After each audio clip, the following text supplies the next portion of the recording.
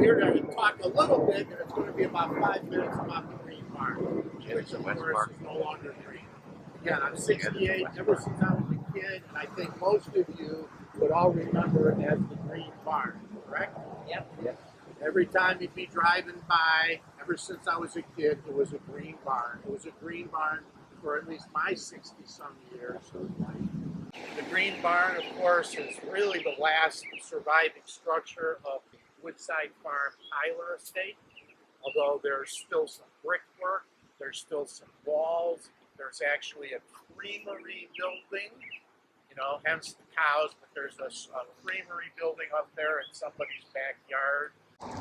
That's still there. There's a few other things. So I'll tell you a little bit about the barn. Again, it's going to take about 5 minutes. It's very old. It could be 100 years old.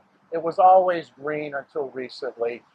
When I talk a little bit about the green barn, my talk would be a little different than Ross's. The green barn has been here for all these many years.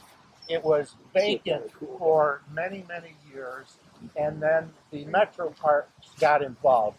My one negative comment with the Metro Parks, which I think is a fantastic organization, almost everything they touch is improved and gets better.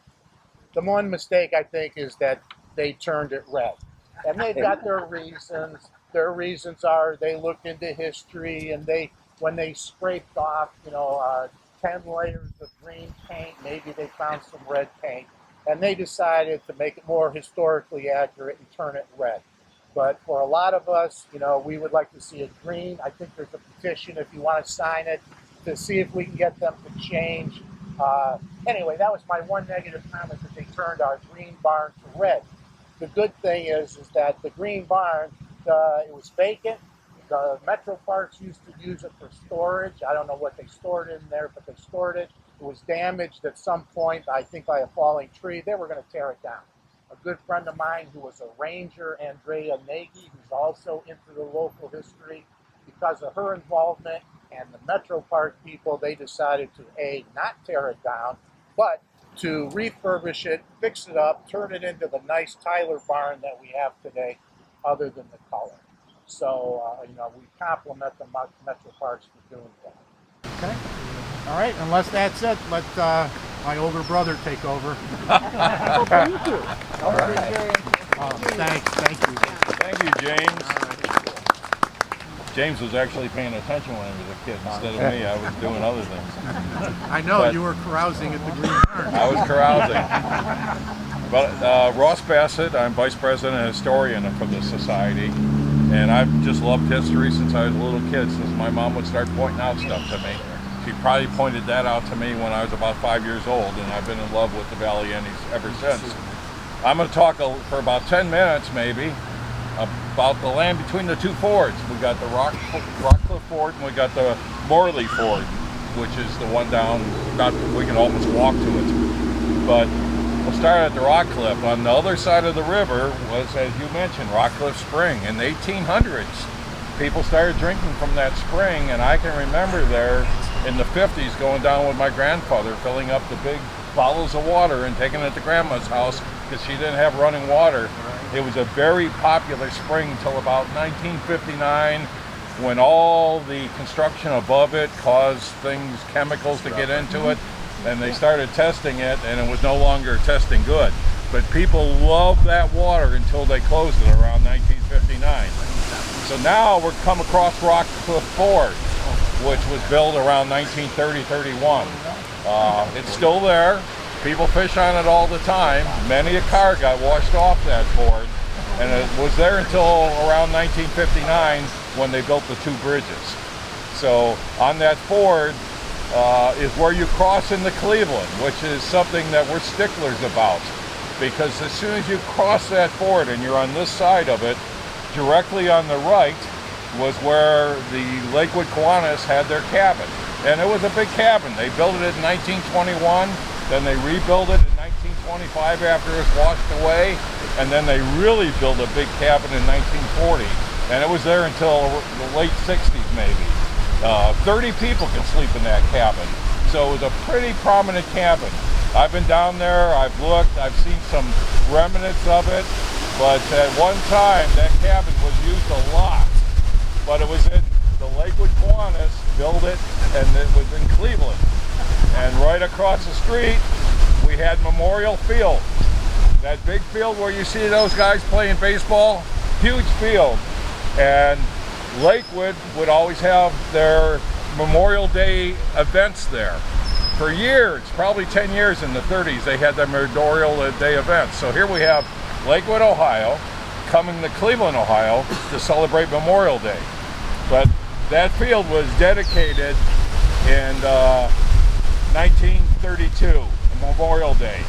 By 1935, every Memorial Day was getting bigger and bigger.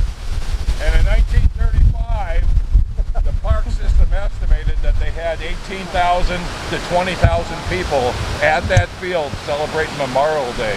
In the 30s, tens of thousands of people every Memorial Day, and they'd have artillery there shooting cannons, and I saw the polo matches, and they'd have the field artillery running their horses back and forth across the field. It was really quite a place to be. And it didn't happen before 1932, because in 1930-31 is when the road was put in. You were asking about that anyone lived down here. There was no road down here. There was no running water. There was nothing down here. Just crossing through the valley, right? Huh? Just crossings through the valley, right? Pretty much. There was no crossings through the valley. You could not go from one end of the valley to the other until 1930, when they built a road from Detroit to Cedar Point. You talk about a brilliant man with Stinchcomb. Every once in a while somebody comes around that has foresight, that's way ahead of other people. He's looking at this property and he's thinking, just think of what this could be. Let's get the government to create an organization, and they had to get approval from Columbus, and they created this Cleveland Metro Parks organization. What year was that? That was in the late 20s. It actually started happening around 1930. So, but his foresight, this would have been mostly private property. It would have been developed. This would have all been homes now. But now it is, if you see any of your friends come to Cleveland, this is something we like to show off, because no other city has something as cool as this. It goes all the way around it.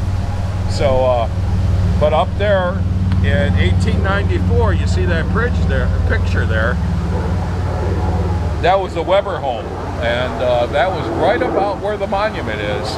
And it sat there for many, many years until later, about, well, not quite 100 years later, but it was eventually torn down. That land was cleared, and it was in a riding academy for many years. And then after that, this is my grandson. He's annoying me. No. After that, the riding academy, they built the Stinchcomb Monument, which opened in 1959. William Stinchcomb was too sick to attend, and 2 months later he passed away, but he was delighted that they honored him with that monument, so that worked out pretty good. We can't thank you enough for coming today, because if you didn't show up, it would be like, why would we do this? Yes. But if you have any questions, thank you. If you have any questions, then don't be afraid to look at this little plaque here. It's somewhere. Yeah, that's the petition to have the Metro Parks, the next time they paint it, which could be 5 or 10 years, to think about returning it to green. Thank you, everybody.